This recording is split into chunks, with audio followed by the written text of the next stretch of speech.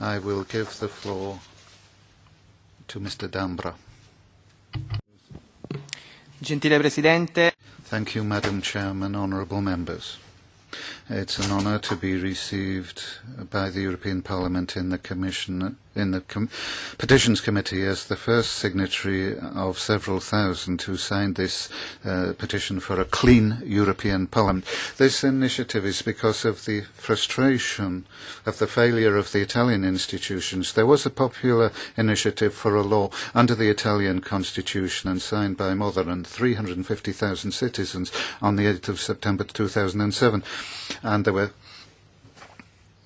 one of the points was that people convicted of crimes should not be able to stand for election. 3 years have gone by, and that law is still in a drawer in the Senate because the parliamentarians who were not elected by the citizens but included in electoral lists by party secretaries, and this is against the separation of powers, have more important things to do, such as adopting laws which are of interest to the President of Council.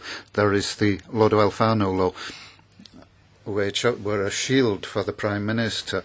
It only took 10 days to accept that and prevented anyone from prosecuting him. And the President of the Republic signed that without any hesitation, but it was later declared unconstitutional by the Constitutional Court in Italy. We, as a President of the Republic said, believe that politics should be in clean hands, and therefore we point to the 1976 law on the election of MEPs by universal suffrage, and we want that law to say that no person with a criminal conviction can in the future be elected to the European Parliament, while in most member states a citizen who's been convicted would find it very difficult to get a job or in the civil service or even in this Parliament. He wouldn't be able to adopt a child because of a criminal conviction. But there's nothing to stop these people from being elected to the European Parliament, even if it's a serious crime. I could mention Mr. Bonsignore, Vice President of the EPP. He was condemned to 2 years in prison for corruption. Borghezio, the EFD group, he was sentenced for discrimination. Patriciello, Nick Griffin, they all have criminal convictions. Griffin for inciting racial hate, Jean-Marie Le Pen for racism and inciting racial hatred. At present, the Constitutional Affairs Committee, chaired by Carlo Casini, say that they can't do anything because this is not doesn't fit in with the terms of reference of this committee. AFCO said they are working on an amendment to the 1976 law. The rapporteur is MEP Andrew Duff. We think that the change we want could be done in that context, according to Article 223 of the treaty. This would harmonise European legislation, which at the moment leaves it to national legislations. The consequence of that is that now in the European Parliament you have various convicted criminals. We are calling on the European Parliament to do what many member states have already done. Austria, Denmark, the UK.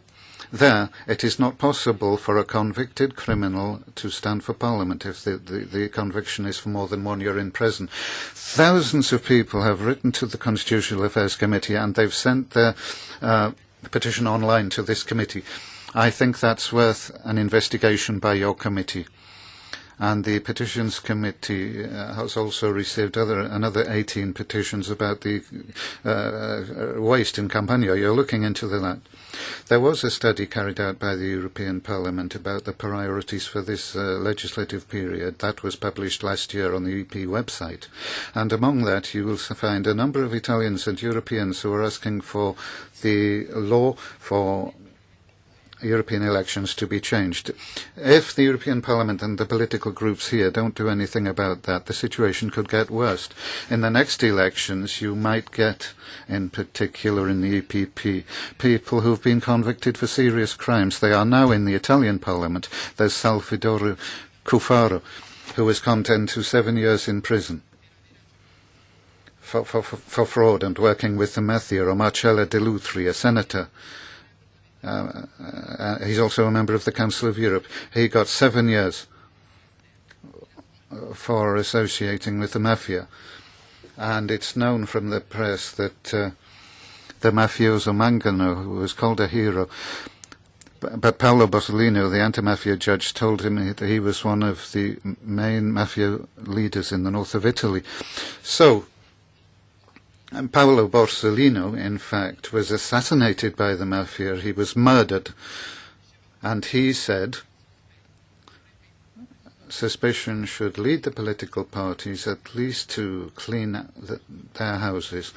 Not only should they be honest, but they should appear to be honest. They should clean up their own houses, and they should clear out anybody from their parties who has been incriminated.